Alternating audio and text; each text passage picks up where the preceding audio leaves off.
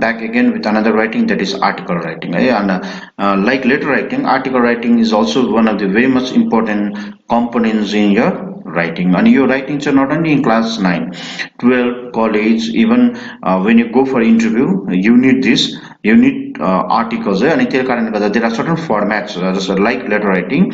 There are certain formats in article writing. So if you go through this format very carefully, तिमीले एकदमै राम्रो article लेख्नु, you can do it. Okay, so let's see what articles is. Articles say is a piece of writing complete in itself in a newspaper.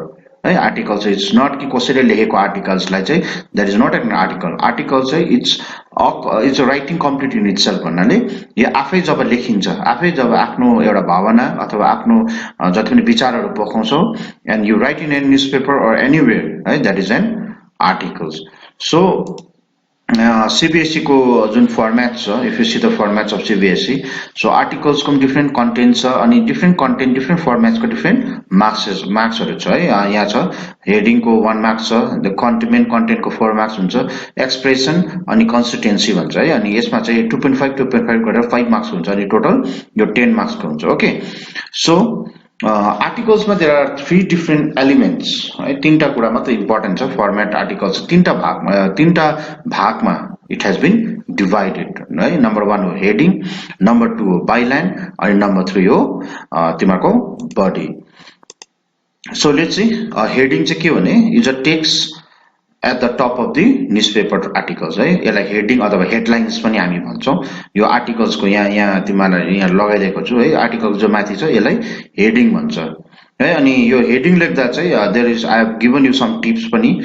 यो चाहिँ it should not exceed more than 5 to 6 word है. अनि यो heading लेख्दा चाहिँ you should be very carefully, यसमा चाहिँ you should not have any spelling mistake as well as grammatical error, है. अनि don't put any kind of unnecessary punctuation. 5-6 लाइनमा एकदम सिम्पल, एकदम राम्रो हुनु पर्यो, अनि it should be very catchy, है. यस्तो जो readers छ त्यो हेडिङ पढ्दै नै they must feel like they wanted to read the content.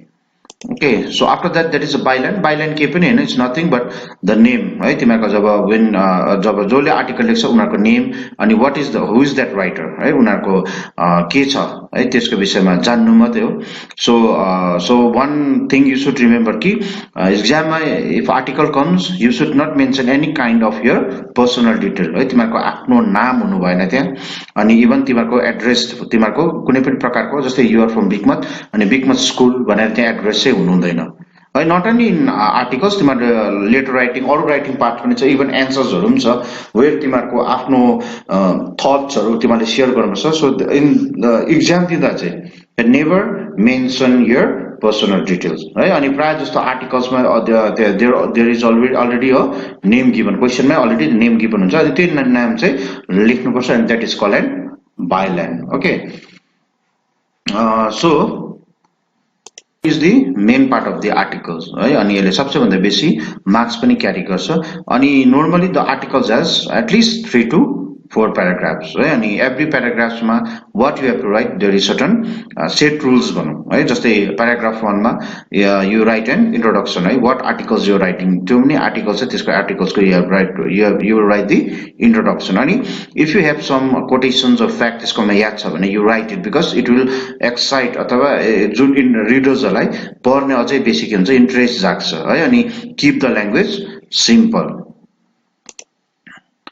है. अनि त्यसैगरी paragraph 2 and 3 मा चाहिँ this is the complete analysis of the subject matter, है. जुन सब्जेक्ट दिएको छ, जुन एनी सब्जेक्ट्स गिभन तिमीहरुको क्वेशन मा त्यो सब्जेक्ट को कम्प्लिट एनालाइसिस हुन्छ, है. अनि त्यो paragraph 2 and 3 अथवा maybe it might be a single paragraph or it might be 2 paragraphs, त्यसको पनि सर्टेन के छ, there are certain के भन्छ प्रोसेस छ, है. जस्तै टाइप्स, your types मा चाहिँ के छ, writers must analyze and explain what are the different type of problem that are existing, है. जुन आर्टिकल छ, आर्टिकल मा त्यो जुन कुरा छ, त्यो what are the different types, त्यो प्रब्लम्सहरु, है. कस्तो खालको प्रब्लम छ, what are the different types of problems, अनि what are the problems that is existing now, है. अनि it might be just for example you can say pollution, pollution what are the different types of pollution, है. त्यो सबै तिमीले you have to write, है. अनि after that you have to write the current scenario भनेको त्यो pollution को विषयमा अहिले just now what problems you are having है अनि what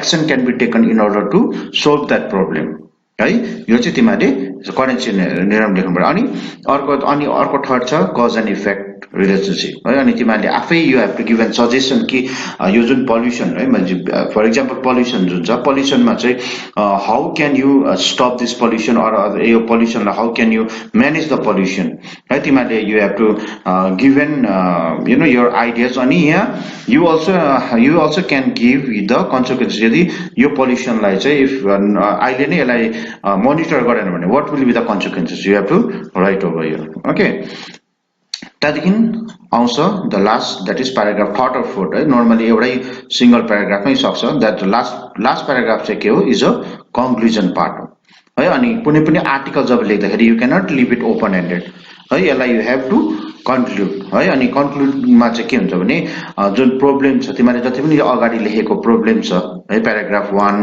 प्याराग्राफ 2 मा लेखेको छ त्यसलाई समराइज सानो समराइज गरेर द यो प्रब्लम अनि त्यसलाई कसरी what action to be taken है यो चाहिँ तिमीले लेख्नु पर्यो अनि कन्क्लुजन चाहिँ it should be very simple and precise okay so some tips I have given है तिमीले यो you can read it very carefully है यो टिप्सहरूलाई तिमीले याद छ भने दिस आर लाइक के भन्नु तिमीहरूको म्याथमेटिक्सको फर्मुला टाइपको है आर्टिकलमा दिस आर दि फर्मुला भन्दा पनि हुन्छ so you can copy this one and you can paste anywhere in the world and every time you can see your tips or article लेख्दा चाहिँ what are the things you have to keep in your mind भन्ने कुरालाई याद हुन्छ okay so I prepared a small sample for you है letter राइटिङको जस्तै हैन यहाँ एउटा क्वेशन छ you are Deepti Palden you have been asked by a teacher to write an article on the topic what is allying our tourism है टुरिज्मको विषयमा यहाँ सानो एउटा आर्टिकल लेख्नु छ so there is a topic over here है यसलाई हेडिङ भनिन्छ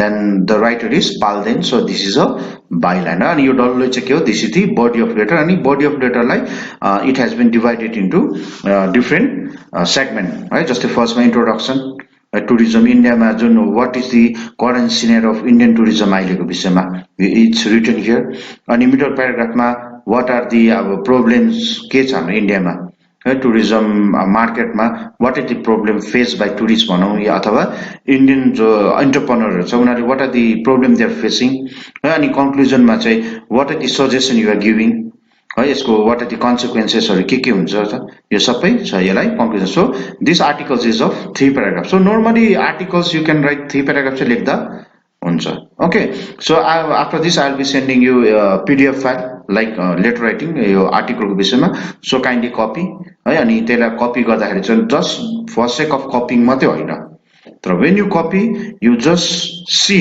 हाउ आर्टिकल्स आर रिटन है अनि एउटा तिमीलाई अन्तिम I want to give a tips कि एक्चुअली एउटा राम्रो आर्टिकल लेख्नको लागि चाहिँ every day you must read the read and newspaper है मैले यहाँ टिप्स पनि I have given it कि you have to read newspaper every day तिमीले you can see the newspaper there are some editorial posters हुन्छ some articles are there so read that newspaper very carefully and underline all the important points okay so till then see you है तिमीले गर्दै गर्नु so when we meet again त्यति बेला again will do the recapitulation touch up part गर्नुपर्छ कहाँ के छ है कतिवटा कुरा एउटा टेक्निकल कुराहरु छ we will be talking when we meet again okay bye